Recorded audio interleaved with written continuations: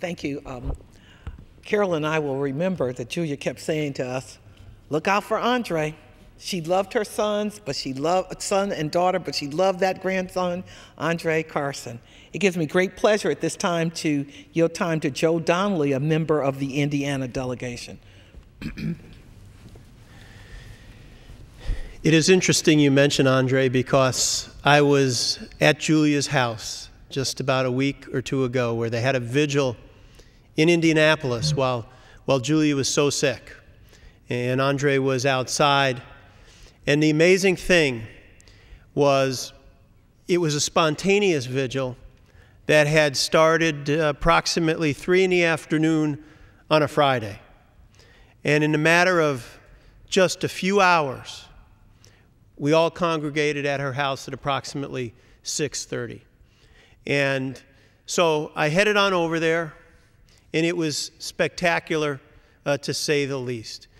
There were police cars everywhere, and what they were trying to do was control the huge crowd that had come to Julia's house to testify for her and to pray for her and to show her how much they loved her. And at that time, Julia was so ill that she was not able to come outside the house.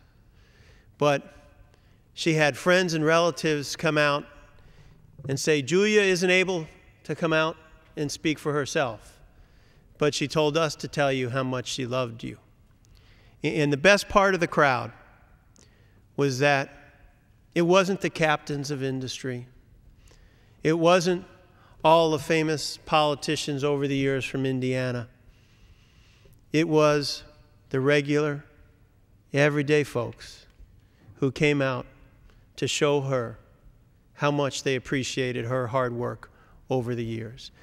That every time they needed a champion, Julia Carson was there for them.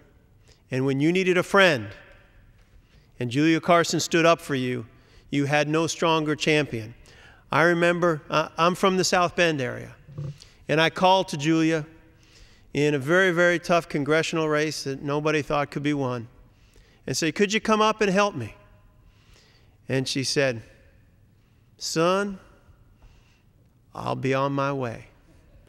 And when she came up, the crowds came out. And I remember we have a railway system there that's critical to our infrastructure. And Julia was able to get so much of the funding for it. And she wanted to take a ride. And the press was out there, and she was still ill at that time. And the train was supposed to leave at 8 in the morning. And about 5 of 8, no Julia. About 8 o'clock, still no Julia. Her chief of staff is standing there very, very nervously.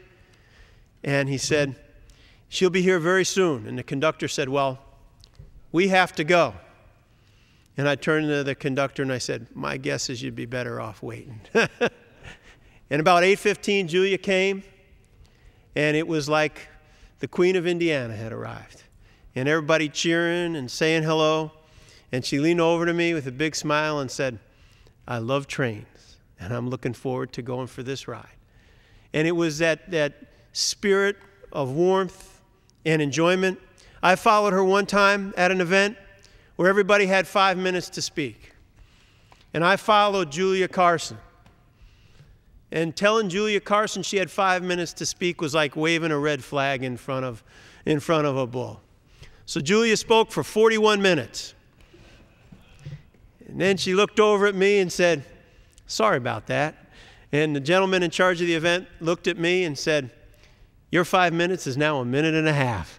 And I got up, and the only thing I could say is, how do you follow someone who has spoken so eloquently and said so much? We will miss her in an extraordinary way. She had a wonderful staff, people truly devoted to her. But more than anything, she was devoted to her beloved city of Indianapolis. And they repaid that love to her with their care and affection and devotion. And one other thing politically, I don't think she ever lost a race. Can you imagine that? Time after time after time, they underestimated Miss Carson, and Miss Carson always came out on top. It was an extraordinary privilege to know her. And at the end, to see the dignity of her suffering.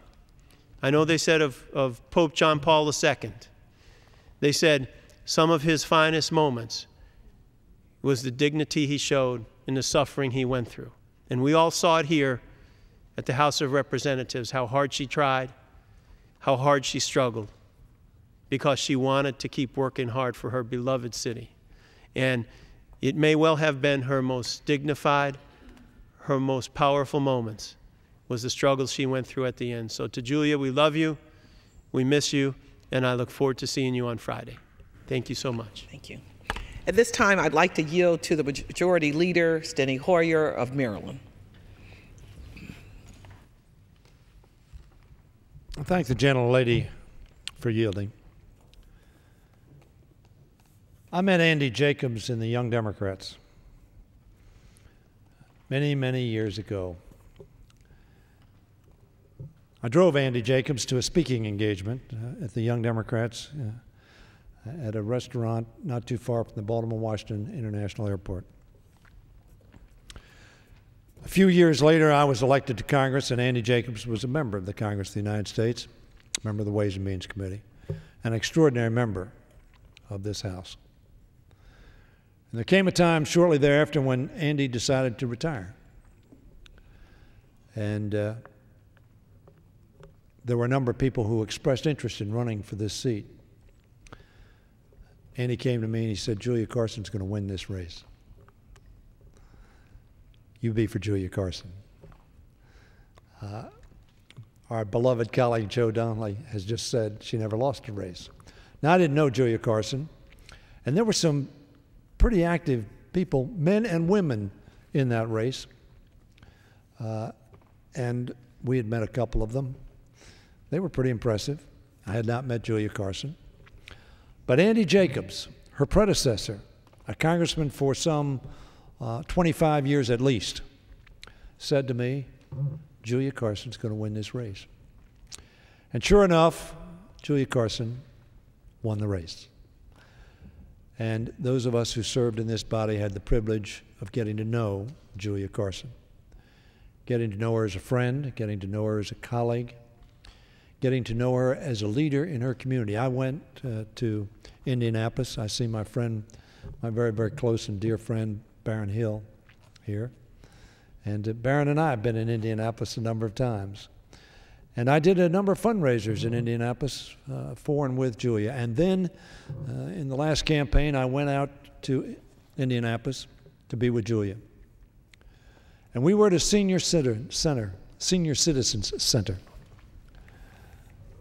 And it was the essence of Julia Carson.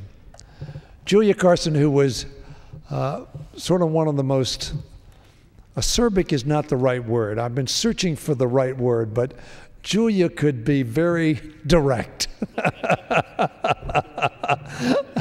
And there was no fooling around. You knew where Julia stood, and you knew what she was thinking. She didn't have time for just jiving. She knew what she wanted to say, she knew what she wanted to do, and she told you. And I went to the senior center, and I spoke on her behalf, but so many people were speaking on her behalf. It was thought to be a tough campaign. She won better than she was expected to win.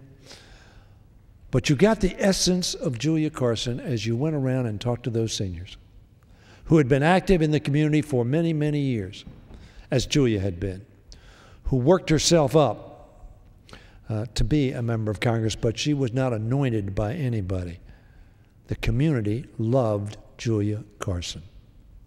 And when I say the community writ large, not the African American community, the white community, this community, that, the community writ large loved Julia Carson because she was honest, she was direct, she cared, and she worked hard for her people. Julia Carson was an asset to her district, to Indianapolis, to Indiana, to this institution, the House of Representatives, and to our country. Julia Carson is now back home in Indiana. We'll miss her. But this body was better for her service. And I thank the gentlelady for giving me this brief time to pay honor to a great woman and a great American.